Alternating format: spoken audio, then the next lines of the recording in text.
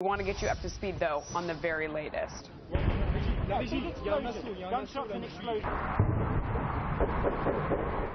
An explosive ending for two deadly hostage situations in Paris. 3 terrorists, at least 4 hostages, have been killed in 2 incidents that authorities say are linked. Over to northern Paris, French officers killed Saïd and Sharif Kouachi. They are the brothers responsible for Wednesday's attack on satirical newspaper Charlie Hebdo that left 12 people dead. They had been holding one person hostage in a small printing house in northern Paris. That was earlier. At the same time in eastern Paris, authorities kill a third gunman, Amedy Coulibaly. He was responsible for killing a French policewoman yesterday with accomplice Hayat Boumediene. Coulibaly was holding as many as 20 people hostage in a kosher market in Paris. At least 4 of the hostages have been killed. At least 4 others were seriously injured. Boumediene's whereabouts right now currently unknown. I want to bring in the panel. We have Jonathan Gilliam. He is a former Navy SEAL. Tom Ruskin is a former NYPD detective investigator. Lisa Daftari is the founding editor of MideastFaces.com. She's also a Fox News contributor. Thank you to all of you for joining us. First of all, how critical is it that we find that 4th suspect, that woman? Well, I'd say it's pretty critical. I mean, I think the most part was actually ending these 2 sieges that were going on. But now that she's on the run, we don't know what part she played in it, how dangerous she is. Look, just because she's a female, a human being that is bent on killing is a very dangerous creature, male or female. So if that's who she is and that's her MO, they need to find her. It would have been, or would it have been better to take some of those other suspects alive so that we had more information about what was going on? These are people who are very heavily armed and willing to kill, and you take them any way you can. If you have to shoot them and kill them, chances are if they hadn't shot and killed them, they would have killed more of the hostages in there. And we don't know what kind of explosives they had on them as of yet. So does it make finding this 4th person even more critical then? Yeah, because she had trained with one of the other hostage takers. She is heavily armed as far as we know, and she is capable of killing. To Jonathan's point, you have to find her and not assume that just because she's a woman, she's not capable of killing. She is capable of killing. Yeah. Lisa, what's your takeaway from all this? I think what's important is, and these 2 gentlemen can talk about strategy, but important to take a look at context and put this into what can we take away from this whole thing. It's how expansive, well-coordinated, and well carried out this entire mission was. From earlier this week to what happened today, I mean, it's very scary how, we should take out of our lexicon phrases like lone wolf terrorists or homegrown terrorists. These 2 gentlemen, born and raised in Paris, they're Parisian. But they had connections to Yemen, to the headquarters of al-Qaeda, not only to the terror group al-Qaeda, but to actual individuals who were involved in planning, especially these attacks on the West. So obviously, the Yemen is a hot spot. It's not safe as we thought it was, and there is more and Paris has been pretty much, has been a little bit in denial about what has been under the surface existing. The problem of anti-Semitism has been there for a long time. Between 100 and 200,000 Parisian, or I should say French, Jews immigrated from Paris to Israel just this year, knowing that there was this anti-Jewish sentiment under the surface. You mentioned al-Qaeda because these are some of the details that have come to light. Saïd visited Yemen to receive weapons training from al-Qaeda. How significant is that? Well, I think it's very significant. And going off what Lisa was just saying, we have to stop looking at these individuals as homegrown or lone wolves. The fact is they are operatives. It doesn't matter if ISIS trained them, al-Qaeda trained them. It doesn't matter if they came from the United States, Australia, or Paris. They are a part of an ideology that is at war with the world, and we have to start looking at that and realizing that we are at war, that these operations are going to continue. And when they have the ability in France to just jump over, get some training, and come back, which is very easy, that's a big deal.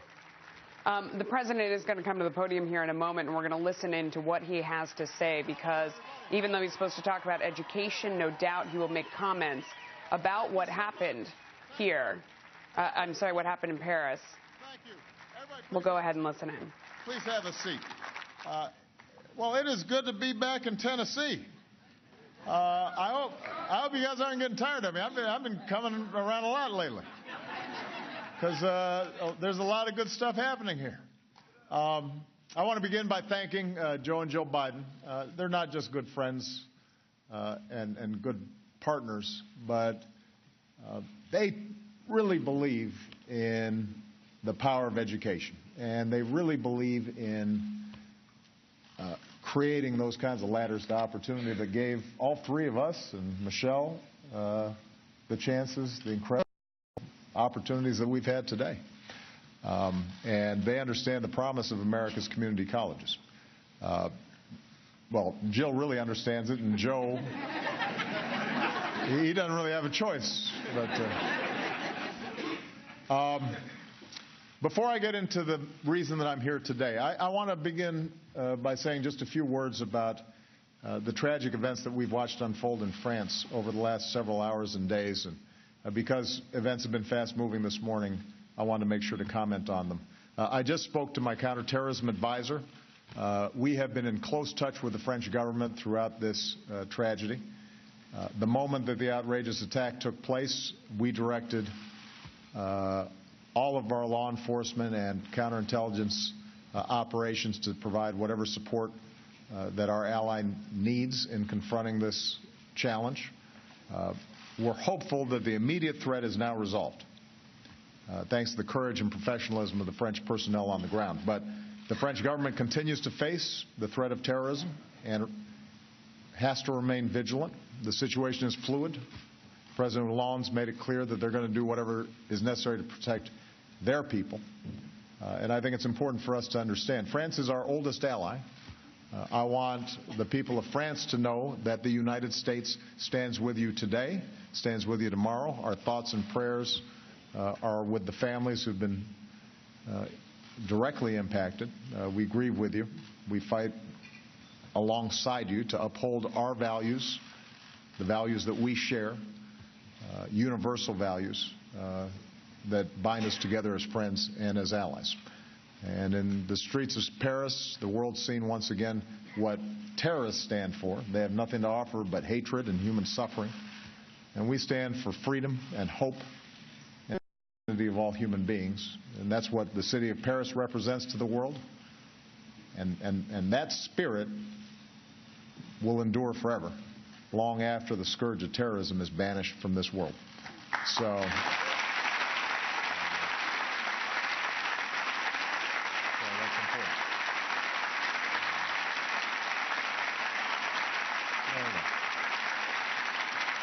Now, I'm in Knoxville not only because I just like Knoxville.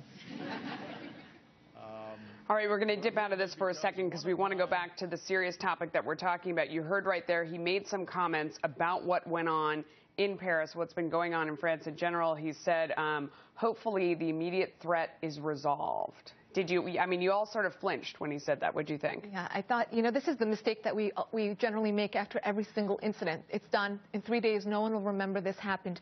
And if we take a look at this as a lone wolf kind of attack, or again, homegrown terrorism, we use these things to dismiss what this actually was. We have to look at this as a military attack. Just like any nation would attack France, it's as if, you know, or Sydney, that could happen anywhere. It was so well coordinated. They got away so easily. Imagine the thousands of officials that were after these guys and had trouble. It was a challenge getting to them. So, you know, we're doing a disservice to the world at large, the free world at large. Go ahead, Tom. I think part of the takeaway here is one of these guys was on their watch list. He was both of the brothers were on our watch list, so couldn't have made it into the United States. You're talking about Saeed, the fact that he went to Yemen. Both American and French officials were aware of this and were did follow him at one point. Go ahead. And because of budgetary restraints, they stopped following him. Had they followed him, they may have known what he was planning and may have been able to stop it. And I think, to Lisa's point, I think that that's one of the takeaways, that we have to devote the resources and the manpower